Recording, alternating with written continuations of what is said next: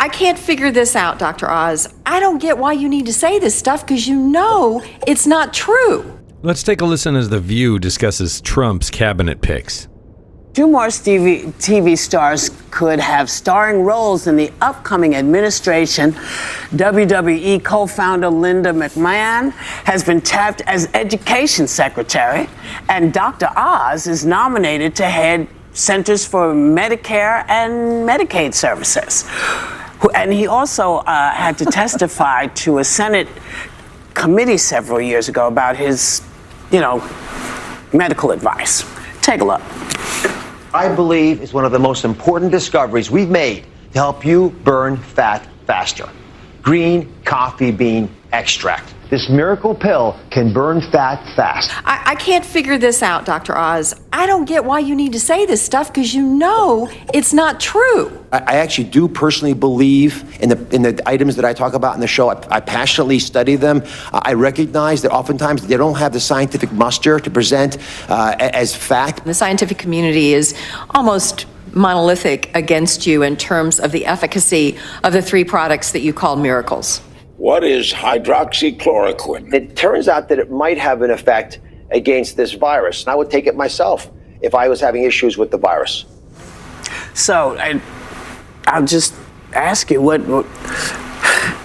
are you surprised by any? Dr. Oz is a very well-known heart surgeon. Yes. This is an administrative position, but because he's on television, Trump picks people who are on TV. They might as well pick Dr. Pimple Popper. I mean, the guy is qualified to do heart surgery, not necessarily run Medicare. And so that's just, but Trump, it seems to me, with all of his choices, it seems. And I'll just jump in here. He's a snake oil salesman. That's literally what it is. He goes on and pushes, miracle pills. Like he really is in the burning down mode. Let's just destroy all these organizations and then start over again. Something like that's going on. Except there's no start over again. There's no plan. There aren't even concepts of a plan. It's just burn everything down so I'm not prosecuted and I can set myself up on a golden throne and then I can have whatever I want and people will leave me alone and nobody will challenge me. I agree with that. I was reading an op-ed by Ezra Klein for the New York Times, and he said this. He said, in agencies, they are trying to run these people are inexperienced, they're ridiculous, they're incompetent, they won't get anything done, they might even fail to win confirmation. In other countries and at other times, when would-be authoritarians try to consolidate their power, they do so by placing fools and jesters into positions of extraordinary power.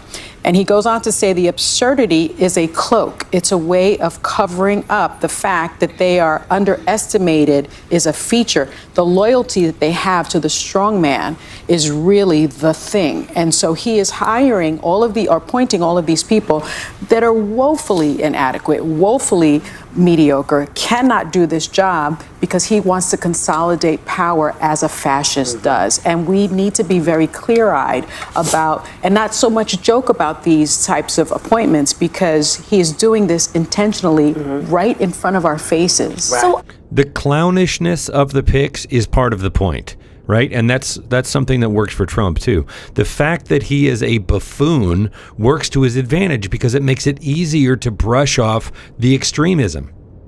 Honestly, in wait and see mode. I'm kind of eating my popcorn, and I've said what I have to say about Donald Trump. You made fetch happen. Exactly. But I've said what I'm worried about Donald Trump, and I remain worried about the things that I said, but he does have a right to pick who he wants to.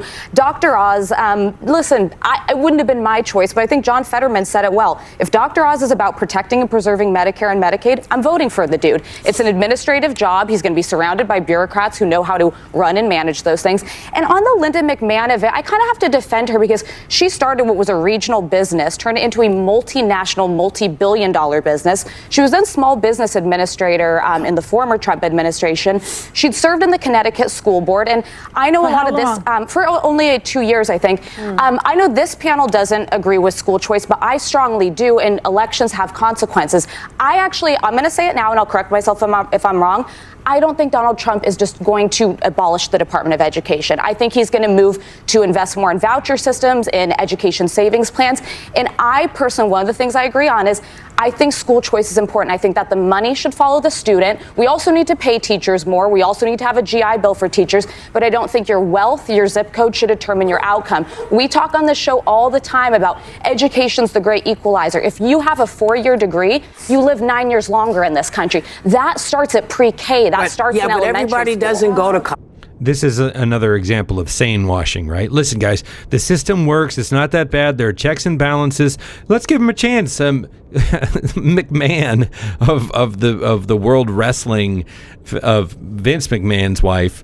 A lot of professional credentials, folks. Don't worry about the accusations of their knowledge of, child abuse going on within that organization for years. Don't know, blah, blah, blah, blah. Background checks are overrated.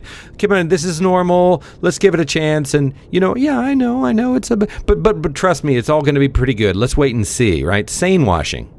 No, and I agree. I don't think they need to, but I don't think we should make kids be victims of schools that are falling behind. And if she moves that direction, I'm willing to see if that works. Well, just to get in here real quickly, as I'm listening, each time I come into work and there's a new headline of who he appointed, I'm like, when is this all going to stop? Because I'm so tired of having to read in to every damn department that he has to name someone for, because it's just, I can't be alone in thinking that we need a break from all of this, because we don't know what these people are going to do yet. Like, they haven't even started. We don't know if they'll be if they'll get through Senate approval. We don't know if they're. So I'm going to not gloom and doom yet. I'm also in eat your popcorn mode.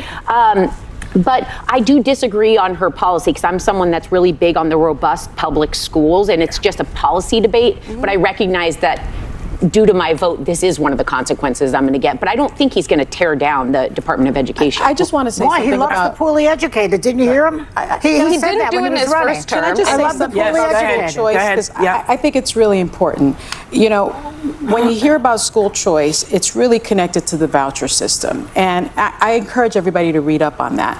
What happens, the Department of Education is responsible for $18.4 billion that fund high poverty K through 12 schools where kids are poor. Kids that grew up in neighborhoods like I grew up in the South Bronx projects. $15.5 billion from the Department of Education is used to cover the cost of children with disabilities, children that have dyslexia, children that have other learning needs, that learn differently. And what happens with vouchers, the studies show very clearly that they fund students who are already attending private schools. So people with money get those vouchers, use the vouchers to pay less for their private schools, and their kids go on to do well. Where do you get the money from vouchers? You pull those money from those poor schools, those poor schools. Let me just finish this. So wealthy families are overwhelmingly the recipients of school voucher tax credits. I'm not making this up. This has been studied. In 2020, a 2020 study found that only about half of states with voucher programs require teachers to have a bachelor's degree, require teachers to have training, require teachers to have licensing, require participating in private schools. If I may get in, just to make it a conversation. But because I have children and because I looked at I went to public school. I believe you got to go to private school. There is zero statistical significance. Because nobody can figure out what's being said here right now. No, there is no last thing right now. We're going to go to break, and then we're going to come back. Yes. Because you can't. What's happening is no one can hear anything anyone is saying. So everybody has to on it so we can talk. Well, that goes for you too, my dear. I haven't gotten a word, and she's been talking for 3 minutes.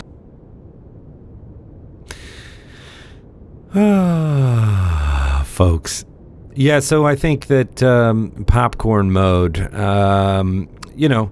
I've been really focused on sane washing lately. I think that from the right, everyone's like, no, this is going to be great. But, they make a lot of good points. I'm interested in what you think. I'm not a regular watcher of The View, but I think it's a good example of how we're hearing voices from across the quote-unquote spectrum of opinion talking about things like, what's going to happen with the Department of Education, Dr. Oz.